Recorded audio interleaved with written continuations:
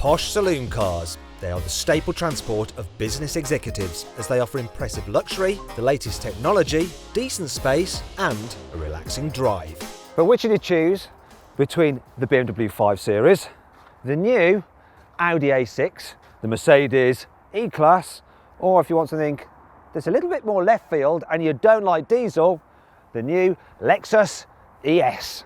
To do that, I'm going to compare their designs. Yes, I'm a total and utter car bore. Critique their cabins. I like the inside. See how practical they are. Oh, I'm stuck. Yeah, I'm definitely stuck. And find out what they're like to drive. We're just not the smartest nation. First though, let's look at how much these cars cost. So the Lexus starts at £35,000, the Mercedes around £38,000, the Audi getting on for £39,000 and the BMW £37,000. With these kind of posh vehicles, part of what you're paying for is the badge on the bonnet and how expensive the car looks in the executive car park. Do you know what the E stands for in Mercedes E-Class?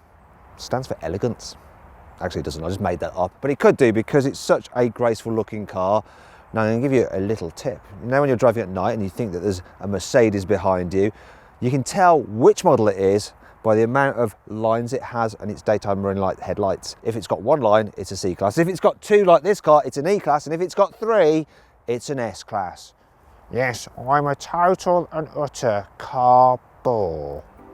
Now, Audi design is often criticised for being a bit of a bore too, but I think the A6 is merely understated rather than just dull. I really like this car from the rear three quarters. Those rear haunches just remind me of the Quattro from the 80s, and that silver strip through the lights just looks really cool. Now a lot of people may say, nice arse, shame about the face, but actually I also like Audi's big gaping grille too. Out of the three Germans, it's the BMW which is the most reserved looking.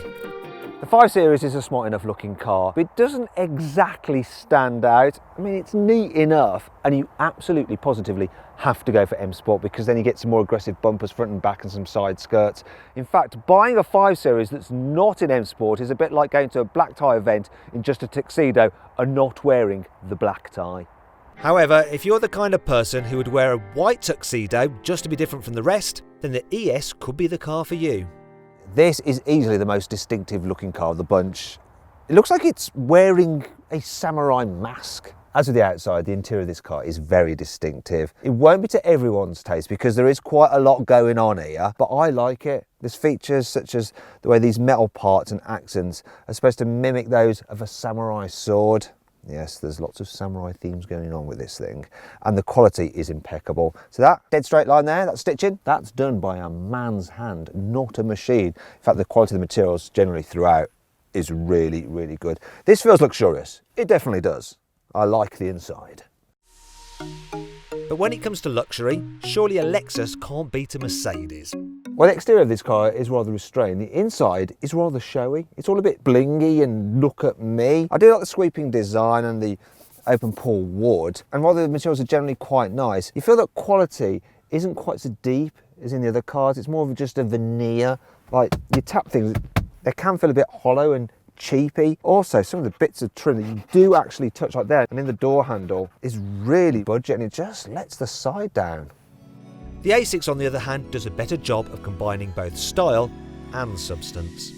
Year after year, Audi always nails car interiors. There's something just Bauhaus about this interior. It's like minimalist, it's just industrial. I love the metallic about the place. You know, it's so uber cool. I mean, really, if you turn this car on, you should think that it would automatically just play techno music. And quality is generally good as well, so soft touch materials about the place feels solid. There's only one or two places where you'll find cheap, scratchy plastics. And even though this is a big block of plastic up here, it just looks expensive enough that it just doesn't matter. Finally, we come to the 5 Series, which doesn't quite have the interior cool of the other cars. But that's not necessarily a problem. I'm just going to come out and say it. This is the least interesting looking interior. However, I cannot fault the quality. In fact, I think it's the best overall. You will not find one bit of cheap plastic here. You can look anywhere you like. In the other cars, you would find something, but not here, not in the BMW. It is super sturdy, well built, and luxurious feeling. The BMW also leads the field with its infotainment system. As standard, you get a widescreen display and digital dials. It's all very easy to use via the touchscreen or click wheel. It's just a shame that while it has Apple CarPlay, there's no Android Auto.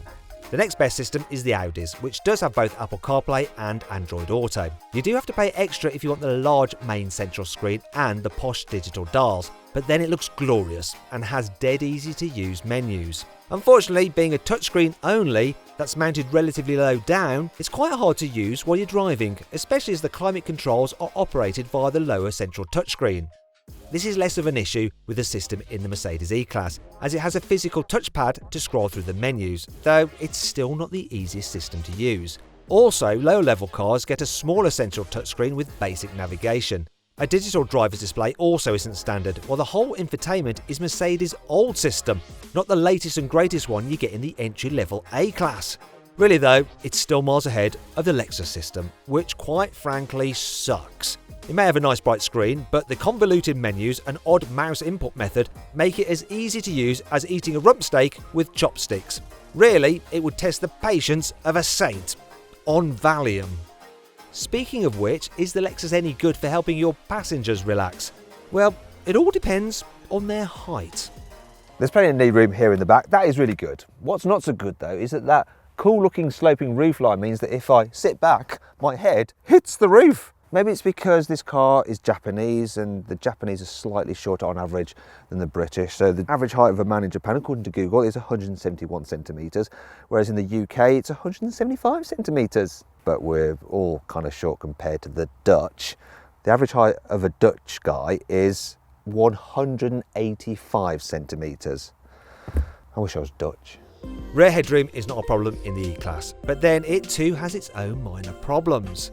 It's perfectly fine here in the back, but there are a few things to note if you're going to be nitpicking, which of course I am, it's my job. So, knee room isn't quite as generous as the other cars. The front seats are quite low, so it's difficult to get your feet underneath them to stretch out. Also, the seat bases don't give you quite so much under-thigh support. Is there anything else? Is there anything else? No. It's hard to fault the rear seats in the BMW, but that doesn't mean they're perfect. It's well comfy here in the back. Look, loads and loads of room, loads of headroom, loads of knee room. The only complaint really is the fact that if someone in front has a seat quite low, you can't really put your feet underneath it too far, look, so you can't stretch out as much as you like. You could then make use of this really deep seat base, which gives you lots of under leg support. Thankfully, there are absolutely no rear seat compromises in the Audi. This is just super comfy here in the back with loads and loads of room. I'm very happy. Do you know what? If I was to order an Uber executive, I'd pick one that had an Audi A6, for sure. And if you want to split your Uber fare 3 ways, the A6 wins out again, as it's the best for carrying 3 adults in the back at once, followed by the BMW and then the Mercedes.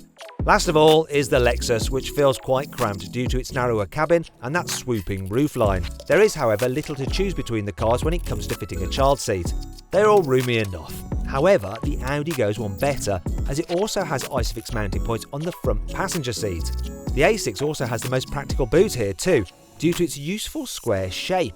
This car doesn't actually have an automated tailgate, but it's on a spring, so it opens itself anyway. You have to close it with a bit of a slam. Not a problem though. The boot, really good, really easy to use, nice square shape. Also, the opening is really nice and wide as well. And look at this, if you want to get into the underfloor storage or to the tyre repair kit. This has a little hook, so you can just hang that over there. Another thing I like is this, look. I can fold down the rear seats, including the middle one individually.